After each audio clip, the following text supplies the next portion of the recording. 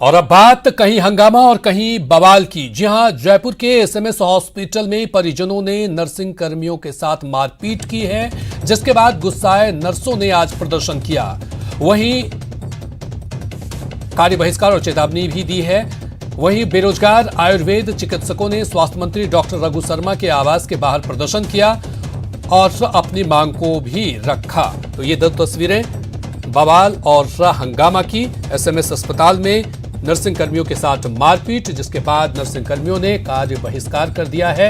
वहीं दूसरी तरफ जो तस्वीर है वो आयुर्वेद चिकित्सकों के घेराव का है। चिकित्सा मंत्री रघु शर्मा के आवास के बाहर ये प्रदर्शन कर रहे हैं।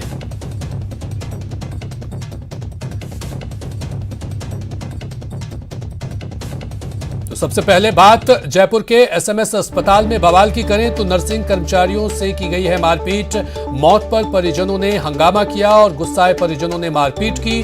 ट्रॉमा सेंटर में भी तोड़फोड़ की। 6 से 7 नर्सिंग कर्मी इस दौरान घायल हुए हैं। बताया जा रहा है कि जयपुर के एसएमएस अस्पताल के ट्रॉमा सेंटर में नर्सिंग स्टाफ के साथ मारपीट का मामला सामने आया है। बताया जा रहा है कि देर रात ट्रॉमा सेंटर में एक मरीज के परिजनों ने नर्सिंग कर्मियों के साथ मारपीट शुरू कर दी और ट्रॉमा सेंटर में तोड़फोड़ कर दी। बताया जा रहा है कि मरीज की मौत के बाद मृतक के परिजनों ने हंगामा किया। इस दौरान 6 से 7 नर्सिंग कर्मियों के साथ मारपीट की, जिनमें एक को भर्ती कराया गया है।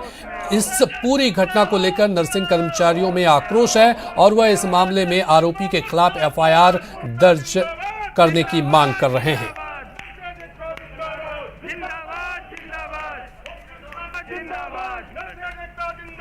तो ये तस्वीरें जयपुर के एसएमएस अस्पताल की है, जहां पर जमकर बवाल हुआ है, मारपीट भी की गई है नर्सिंग कर्मचारियों के साथ।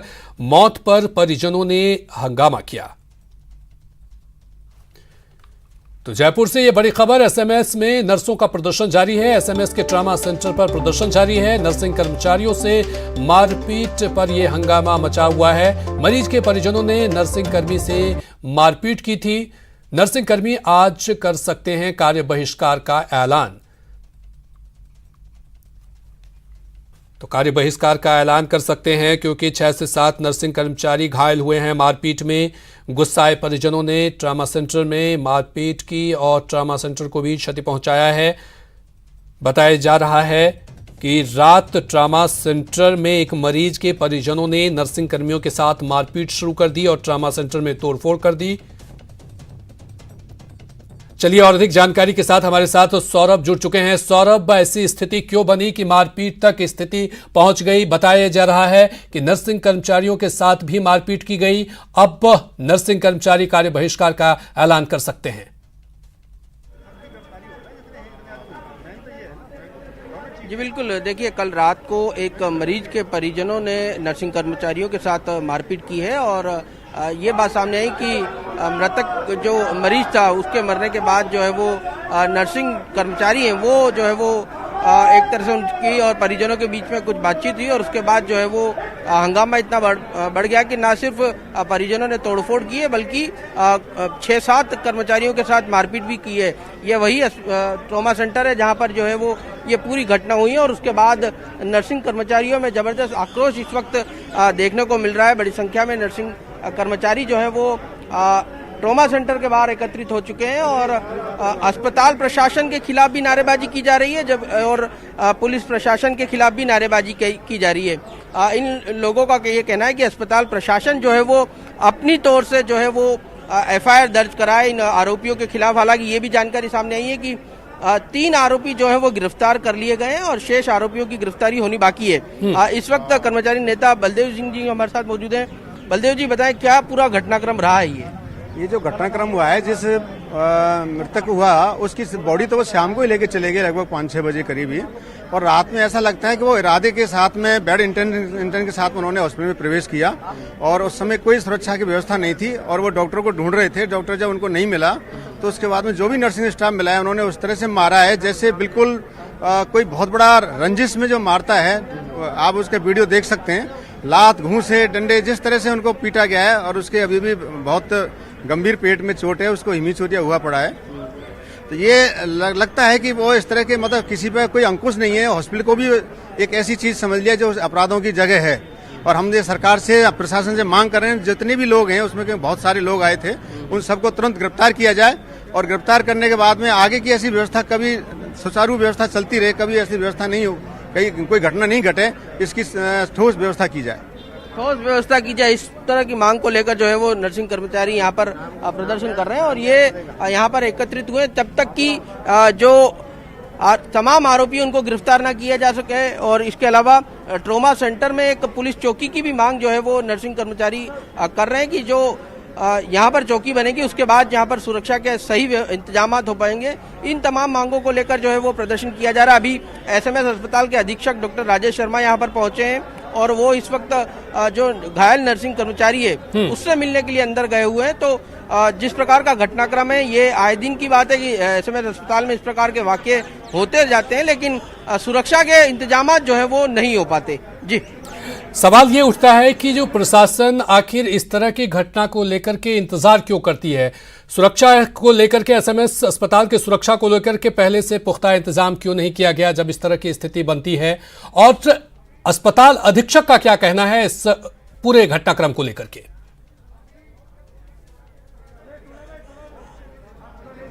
देखिए, अस्पताल अधीक्षक का कहना है कि 3 आरोपियों को गिरफ्तार कर लिया गया है और अब पुलिस को भी बुलाया गया है और पुलिस के साथ भी इस पूरे मामले में चर्चा की जाएगी और जो दूसरे आरोपी हैं उनको भी गिरफ्तार करने की मांग जो है वो यहाँ पर की जाएगी। लेकिन नर्सिंग कर्मचारियों का यह कहना है कि अस्पताल प्रशासन अपने स्तर पर जो है वो आरोपियों के खिलाफ मामला दर्ज कराए, क्योंकि क्या होता है कि जो घटनाक्रम पूरा अस्पताल में हुआ है और एक नर्सिंग कर्मी जिसके साथ मारपीट हुई है वही जो है वो एफआईआर दर्ज कराता है। तो ऐसे में इनकी मांग है कि अस्पताल प्रशासन अपनी तौर से जब इस पूरे मामले में एफआईआर दर्ज कराए तब जाके इन पर जो है वो कार्रवाई की जाएगी। हालांकि जिस प्रकार की सुरक्षा इंतजामों की बात की तो यहाँ पर गार्ड जो है वो लगाए जाते हैं, निजी कंपनी के द्वारा गार्ड यहाँ पर लगाए गए हैं। लेकिन इन नर्सिंग कर्मियों का ये भी कहना है कि गार्ड जो है वो इस दौरान जब पूरा घटनाक्रम होता है तब मुख्य दर्शक बने बैठते हैं और इस प्रकार के जो लोग आते हैं उनके खिलाफ कोई एक्शन लेते हुए नजर नहीं आते। तो नर्सिंग कर्मियों में जबरदस्त आक्रोश जो है वो इस वक्त देखने को मिल रहा है। अब हालांकि अभी तक जो एसएमएस अधीक्षक की आश्वासन के बावजूद भी ये लोग यहीं पर ही इकट्ठे हुए हैं और अभी भी ये कह रहे हैं कि जब तक सभी आरोपियों की गिरफ्तारी नहीं होगी, सौरभ, इन लोगों ने कार्य बहिष्कार का भी ऐलान किया है। ऐसे में जो स्वास्थ्य व्यवस्था को लेकर के तमाम तरह के सवाल उठ रहे हैं, इन लोगों ने ऐलान कर दिया है। ऐसे में जो मरीज भर्ती हैं उनके लिए तो मुश्किलें खड़ी हो जाएगी अस्पताल में। बिल्कुल, जो नर्सिंग कर्मचारी उन्हीं से बात कर लेते हैं। अब क्या आप लोगों की डिमांड है, क्योंकि आश्वासन तो मिल चुका है आप लोगों को? हमारी एक ही मांग है कि अस्पताल प्रशासन के द्वारा जो अभी रात की घटना हुई थी उसके खिलाफ अस्पताल प्रशासन की तरफ से एफआईआर दर्ज किया जाए और जो दोषी कर्मी हैं उनको खिलाफ सख्त से सख्त धारा जो कानून बना हुआ है उस कानून के तहत कार्रवाई की जाए। आप देखिए, हम आपके माध्यम से आम जनता से भी अपील करते हैं कि यहाँ कर्मचारी, नर्सिंग स्टाफ, डॉक्टर्स, अन्य पैरामेडिक स्टाफ अपनी सेवाएं मरीजों के हित के लिए दे रहे हैं और मरीजों के परिजनों के द्वारा ऐसी घटना होती है तो एक डर के माहौल में हम यहाँ काम कर रहे हैं। तो आपके माध्यम से मांग करते हैं कि अस्पताल तब तक आप लोग काम पे नहीं लौटेंगे? तब तक हम कोई काम पे नहीं लौटेंगे। और इस तरह से जो घटना हुई है, एक तो हमारी एक ही मांग है, प्रशासन एक तो इसमें एफआईआर दर्ज कराए, दूसरी ट्रॉमा सेंटर के लिए अलग से पुलिस चौकी की व्यवस्था की जाए।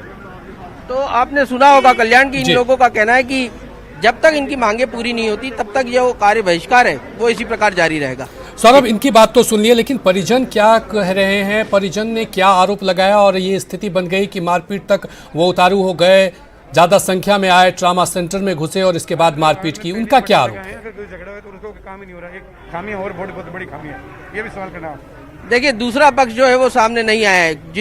जिन लोगों पर आरोप है वो लोग अभी सामने नहीं आ पाए। जिस प्रकार से कर्मचारी नेता ने बताया कि कल शाम 5 बजे की घटना है ये पूरी, और जब मौत हुई उसके बाद रंजिश चंद जो है वो रात को लोग आए और फिर मारपीट की है। तो अभी उनका पक्ष जो है वो सामने नहीं आ पाया कि उनका पक्ष क्या है, उनके साथ किस प्रकार से अगर कुछ बात हुई है, क्यों वो लोग यहाँ पर आके उत्तेजित हुए। इन तमाम सवालों के जवाब अभी मिलना बाकी है। लेकिन नर्सिंग कर्मचारी जो है वो लगातार प्रदर्शन कर रहे हैं और ट्रॉमा सेंटर के बाहर जो है वो एकत्रित हुए हैं। जी सर, अपनी नजर बनाए रखिए इस बड़ी खबर पर, क्योंकि अब कर्मचारियों ने साफ तौर पर कार्य बहिष्कार का ऐलान किया है। ऐसे में अस्पताल में भर्ती मरीजों की परेशानी भी बढ़ गई है। आप अपनी नजर बनाए रखिए इस बड़ी खबर पर। बहुत बहुत शुक्रिया तमाम जानकारी के लिए।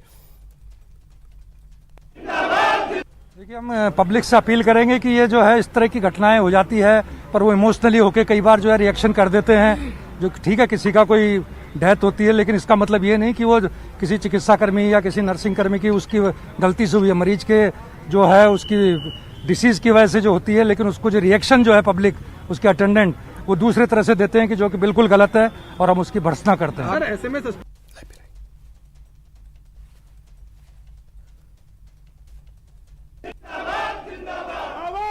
तो जयपुर से ये दूसरी बड़ी खबर है जहां पर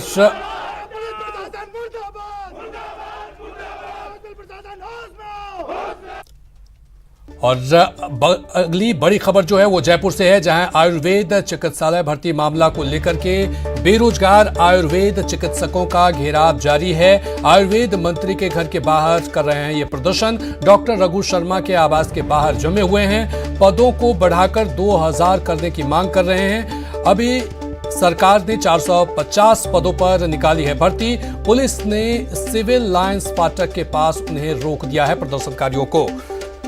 तो आयुर्वेद चिकित्सा भर्ती मामले को लेकर के ये प्रदर्शन हो रहा है और डॉक्टर रघु शर्मा के आवास के बाहर सभी प्रदर्शनकारी जमे हुए हैं और अपनी मांग को दोहरा रहे हैं।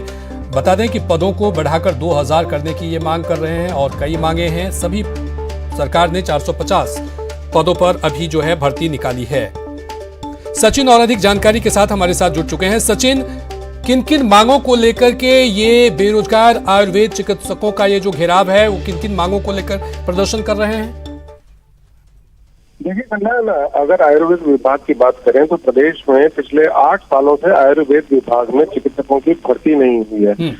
जो आयुर्वेद के चिकित्सक हैं उनका ये कहना है कि 2013 में 1545 आयुर्वेद मेडिकल ऑफिसर्स के पदों पर विज्ञप्ति जारी की गई थी, लेकिन उनमें से 760 पदों को निरस्त करते हुए केवल 785 पदों पर ही भर्ती की प्रक्रिया को पूर्ण किया गया, जो कि आयुर्वेद चिकित्सकों के हितों के साथ एक विश्वासघात उन्होंने उसको करार दिया। साथ में उन्होंने ये भी कहा कि इस समय प्रदेश में 10,000 से ज्यादा आयुर्वेद चिकित्सक बेरोजगार हैं।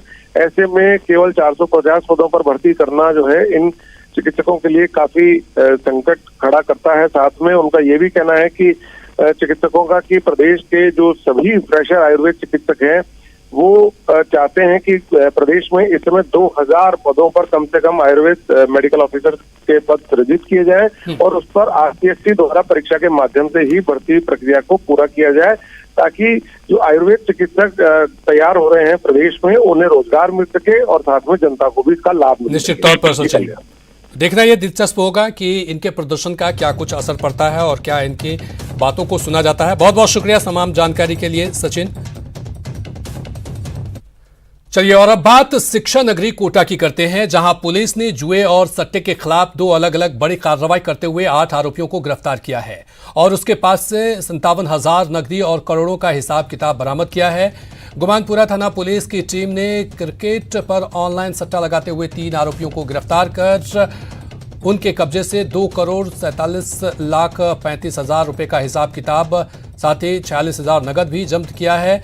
आरोपी पंकज जैन, परवेज अहमद और लियाकत अली बालिता रोड, कुन्हाड़े उद्योग नगर और विद्यानगर के निवासी हैं। वहीं कैथुनी पोल थाना पुलिस ने भी ताश के पत्तों पर जुआ खेलते हुए 5 आरोपियों को गिरफ्तार किया है और 5 आरोपियों के कब्जे से लगभग 11,000 रुपए बरामद किए हैं। आरोपी अब्दुल कमर, सलमान और अब्दुल कलीम छावनी बिस्तपाड़ा के निवासी हैं। फिलहाल गुमानपुरा और कैथनी पोल थाना पुलिस पूरे मामले की जांच कर रही है। और अगली बड़ी खबर दिल्ली से आ रही है, जहां 6 बीएसपी विधायकों के विलय का मामला सामने आ रहा है। कांग्रेस में विलय को सुप्रीम कोर्ट में चुनौती दी गई है। सुप्रीम कोर्ट में आज इस मामले को लेकर के सुनवाई होगी। याचिका में राजस्थान हाईकोर्ट के फैसले को भी चुनौती दी जाएगी। चलिए और अधिक जानकारी के साथ सुशील हमारे साथ जुड़ चुके हैं। सुशील, क्या कुछ ये मामला है? देखिए, बहुजन समाज पार्टी के 6 विधायकों का ये पूरा मामला है जो ट्रांसफर पिटीशन के तौर पर सुप्रीम कोर्ट में दायर किया गया है। मामला इसमें यह है कि 6 अगस्त के फैसले को इसमें चुनौती दी गई है, जिसमें स्पीकर सीपी जोशी ने विलय के जो फैसले थे उस पर रोक लगाने से इनकार कर दिया था। हालांकि बीजेपी के एक विधायक है मदन दिलावर, उन्होंने इस पूरे मामले को पहले हाईकोर्ट में याचिका दायर की, जिसमें उन्होंने कहा कि जिस तरह बहुजन समाज पार्टी के तमाम विधायकों का विलय करवाया गया है स्पीकर के द्वारा, वो फिलहाल संवैधानिक रूप से गलत है। हाईकोर्ट से फिलहाल राहत नहीं मिली थी, जिसके बाद मदन दिलावर ने सुप्रीम कोर्ट में अर्जी दाखिल की थी। उसके बाद बहुजन समाज पार्टी के 6 जो विधायक हैं उन्होंने भी सुप्रीम कोर्ट में ट्रांसफर पिटीशन डाली थी और ये कहा था कि इस पूरे मामले पर सुनवाई की जाए। उसके बीच में छुट्टियां भी हुई, उसके बाद ये पहली बार सुप्रीम कोर्ट में मामला लिस्ट हुआ है। तो देखना बेहद अहम होगा कि 6 विधायकों को जो विलय कराया गया है कांग्रेस में, जो बहुजन समाजवादी पार्टी के हैं, उनकी याचिका पर आज सुप्रीम कोर्ट इस पूरे मामले पर क्या सुनवाई करता है और क्या कुछ अहम आदेश जारी करता है। जी सुशील, सवाल यह है कि राजस्थान हाईकोर्ट के फैसले को चुनौती दी गई है, तो उस फैसले में क्या कुछ कहा गया था जिसको लेकर के ये चुनौती दी गई है? जी देखिए, राजस्थान हाईकोर्ट ने स्पीकर जो सीपी जोशी के जो विलय थे उसके फैसले पर रोक लगाने से इनकार कर दिया था। यानी कि हाईकोर्ट ने कहा था कि जो विलय है वो फिलहाल स्पीकर का अपना अधिकार है और स्पीकर इस पूरे मामले में किसी भी तरीके के आदेश ले सकते हैं या आदेश जारी कर सकते हैं। लेकिन उनकी तरफ से जो मदन दिलावर की याचिका थी, उन्होंने कहा यह असंवैधानिक है और अगर कोई असंवैधानिक कदम स्पीकर के। बहुत बहुत शुक्रिया तमाम जानकारी के लिए सुशील, अपनी नजर बनाए रखिए।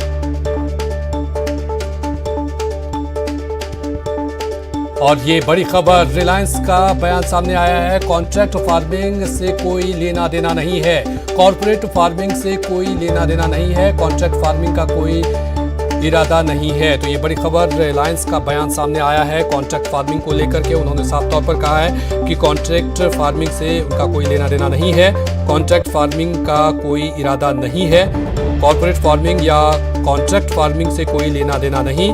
हम सभी एग्रीकल्चर लैंड खरीदेंगे भी नहीं, किसानों ने से सीधा अनाज खरीदते नहीं हैं, किसानों से सप्लायर एमएसपी पर ही खरीदारी करेंगे। तो ये रिलायंस का बड़ा बयान सामने आया है। एक तरफ जहां कॉन्ट्रैक्ट फार्मिंग को लेकर के उहापोह की स्थिति बनी हुई है, ऐसे में रिलायंस का एक बड़ा बयान सामने आया है। उन्होंने साफ तौर पर कहा है कि कॉन्ट्रैक्ट फार्मिंग से कोई लेना देना उनका नहीं है, कॉर्पोरेट फार्मिंग या कॉन्ट्रैक्ट फार्मिंग से उनका लेना देना नहीं है, कॉन्ट्रैक्ट फार्मिंग या कॉर्पोरेट फार्मिंग से में कोई योजना नहीं है उनके, कॉन्ट्रैक्ट या कॉर्पोरेट फार्मिंग के लिए एग्रीकल्चर लैंड नहीं खरीदा जाएगा, हम कभी एग्रीकल्चर लैंड खरीदेंगे भी नहीं, ये उन्होंने साफ तौर पर कह दिया है। किसानों से सीधा अनाज खरीदते नहीं हैं, इसके लिए सप्लायर एमएसपी पर ही खरीदारी करेंगे।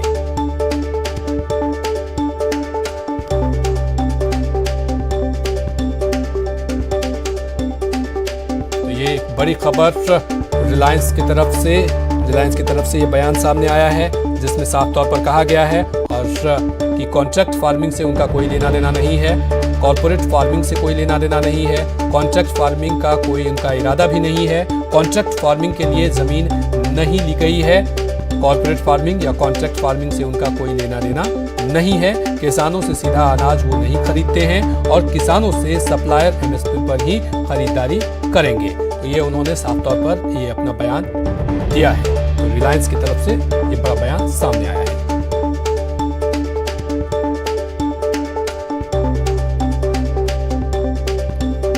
तो ये बड़ी खबर, रिलायंस की तरफ से ये बड़ा बयान सामने आया है, कॉन्ट्रैक्ट फार्मिंग से कोई लेना देना नहीं है और कॉन्ट्रैक्ट फार्मिंग से उनका लेना देना नहीं है, साथ ही कॉर्पोरेट फार्मिंग से भी उनका कोई लेना देना नहीं है, कॉन्ट्रैक्ट फार्मिंग का कोई इरादा भी नहीं है उनका, कॉन्ट्रैक्ट फार्मिंग के लिए ज़मीन नहीं ली गई है और कॉर्पोरेट फार्मिंग या कॉन्ट्रैक्ट फार्मिंग से उनका लेना देना नहीं है। उन्होंने साफ तौर पर कहा है कि कॉन्ट्रैक्ट या कॉर्पोरेट फार्मिंग के लिए एग्रीकल्चर लैंड नहीं खरीदा गया है, हम कभी एग्रीकल्चर लैंड खरीदेंगे भी नहीं, ये भी उन्होंने साफ तौर पर कह दिया है। किसानों से सीधा अनाज खरीदते नहीं हैं, केवल किसानों से सप्लायर एमएसपी पर ही खरीदारी करेंगे। कृषि बिल पर रिलायंस का ये बड़ा बयान सामने आया है और इस बयान में साफ तौर पर कहा गया है कि कॉन्ट्रैक्ट फार्मिंग से उनका कोई लेना देना नहीं है, कोई लंबी अवधि तक खरीदारी नहीं किया है और किसान की खुशहाली के लिए वो भी प्रतिबद्ध हैं। पंजाब और हरियाणा हाईकोर्ट में रिलायंस ने रखे हैं तथ्य, तीनों कानूनों से रिलायंस का कोई लेना देना नहीं है। तो रिलायंस ने अपनी तरफ से स्थिति को स्पष्ट कर दिया है। उनका कहना है कि इस कृषि कानून से उनका कोई लेना देना नहीं है। तीनों कानूनों से रिलायंस का कोई लेना देना नहीं है। रिलायंस का नाम जोड़ने के पीछे इरादा गलत हो सकता है। इससे रिलायंस का कोई लेना देना नहीं है। आपको बता दें कि इससे पहले लोगों ने रिलायंस पर कई आरोप लगाए थे और इसके पीछे का कानून के पीछे के कारण का भी उन्होंने जिक्र किया था लोगों ने, जिसके बाद अब ये बड़ा बयान सामने आया है रिलायंस की तरफ से और उन्होंने साफ तौर पर कहा है कि कॉन्ट्रैक्ट फार्मिंग का उनका कोई इरादा नहीं है। कॉन्ट्रैक्ट फार्मिंग के लिए जमीन नहीं ली गई है और किसानों से सीधा अनाज खरीदते भी नहीं है वो। उन्होंने कहा है कि कभी एग्रीकल्चर लैंड खरीदेंगे भी नहीं, किसान से सप्लायर एमएसपी पर ही खरीदारी करेंगे और कोई लंबी अवधि का खरीद करार नहीं किया गया है। किसानों के लिए वो भी खुशहाली के लिए प्रतिबद्ध हैं, किसानों की खुशहाली को लेकर के वो प्रतिबद्ध हैं। पंजाब और हरियाणा हाईकोर्ट में रिलायंस ने ये तथ्य रखे हैं। तीनों कानूनों से रिलायंस का कोई लेना देना नहीं है, ये स्थिति स्पष्ट कर दिया गया है रिलायंस की तरफ से। रिलायंस का नाम जोड़ने के पीछे इरादा गलत हो सकता है।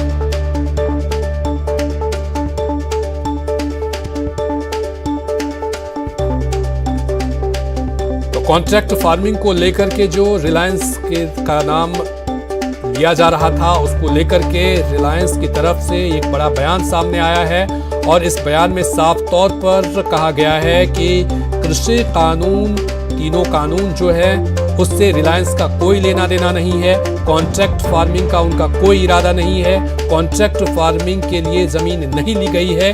तीनों कानूनों से रिलायंस का कोई लेना देना नहीं है। रिलायंस का नाम जोड़ने के पीछे गलत इरादा हो सकता है कुछ लोगों का, जिसको लेकर के कृषि कानून को लेकर के लगातार रिलायंस का जो नाम सामने आ रहा था, उसी को लेकर के आज रिलायंस ने अपनी तरफ से बयान जारी कर के बात स्पष्ट कर दिया है कि उनकी तरफ से कॉन्ट्रैक्ट फार्मिंग का कोई इरादा नहीं है। कॉन्ट्रैक्ट फार्मिंग के लिए जमीन नहीं ली गई है और कॉर्पोरेट फार्मिंग या कॉन्ट्रैक्ट फार्मिंग से उनका कोई लेना देना नहीं है। साथ ही साथ तीनों कानूनों से रिलायंस का कोई लेना देना नहीं है, कोई मतलब नहीं है।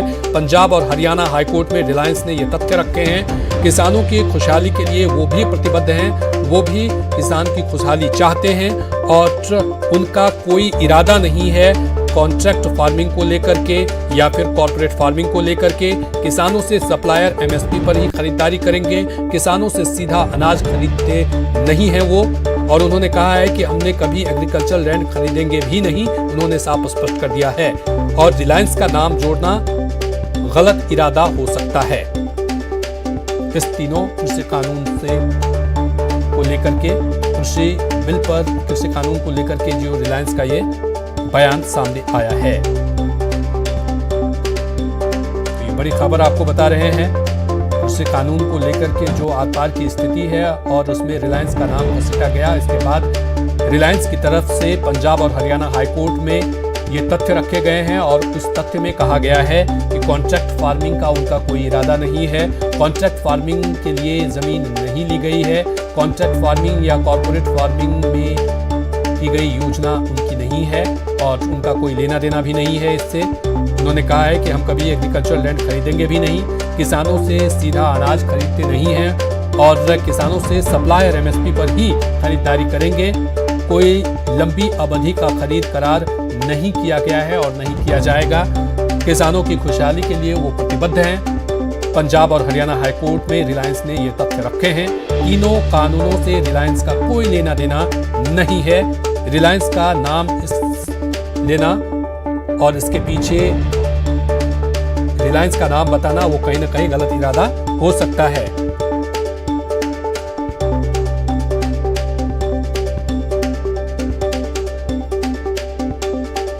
ये रिलायंस की तरफ से बड़ा बयान सामने आया है। किसानों को खुशहाली के लिए वो प्रतिबद्ध हैं। कानून से रिलायंस का कोई लेना देना नहीं है। जो 3 कृषि कानून है उसमें जो रिलायंस का नाम जोड़ना कहीं से भी ठीक नहीं है। ये इरादा गलत हो सकता है, इसके पीछे कुछ लोगों की मंशा गलत हो सकती है। किसानों से सीधा अनाज खरीदते नहीं है। रिलायंस ने साफ तथ्य रखे हैं।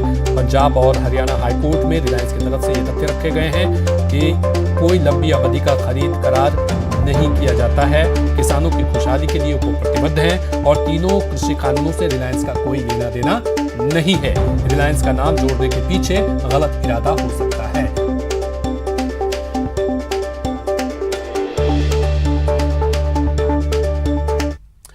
और कोविड-19 महामारी ने परस्पर निर्भरता की भावना को सुदृढ़ किया है, जिससे कि पूरा देश इस विपत्ति का एकजुट होकर मुकाबला कर सके। वैक्सीनेशन का ऐलान के बाद जरूरत होगी कि हम सभी अपना सर्वश्रेष्ठ योगदान दें, जिससे हम एक साथ वायरस को हराने की तरफ कदम बढ़ा सकें। और नेटवर्क 18 इस मुहिम में हर कदम पर आपके साथ होगा। जब तक सभी सुरक्षित नहीं होते, तब तक कोई सुरक्षित नहीं होगा। इसी सोच के आधार पर हमारे कैंपेन संजीवनी का लक्ष्य ये सुनिश्चित करना है कि वैक्सीन पाना सभी भारतीयों का अधिकार है।